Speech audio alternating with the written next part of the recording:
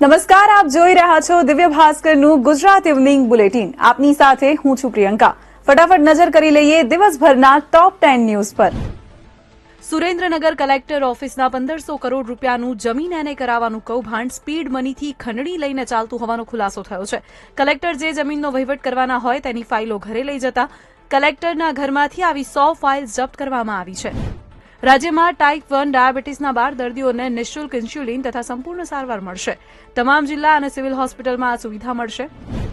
અમદાવાદના સુભાષ બ્રિજને આખરે તોડીને નવો બનાવવામાં આવશે. વિવિધ એજન્સીઓના રિપોર્ટ્સ આવ્યા બાદ આ નિર્ણય લેવામાં આવ્યો છે. નવો બ્રિજ 4 લેનનો અને પહોળો હશે. 2 વર્ષ પહેલા ગણેશ ગોંડલ સામે મારામારી અને એટ્રોસિટીનો આક્ષેપ કરનાર દલિત આગેવાન રાજુ સોલંકીએ ગણેશ અને જયરાજસિંહ સાથે સમાધાન કરી લીધું છે. કહ્યું, અનિરુદ્ધસિંહ અને દલિત આગેવાનોએ મોહરું બનાવીને સમગ્ર સમાજને ગેરમાર્ગે દોર્યો હતો. ટેટ 1ની પરીક્ષા બાદ જાન્યુઆરીમાં 5000 શિક્ષકોની ભરતી થાય તેવી શક્યતા.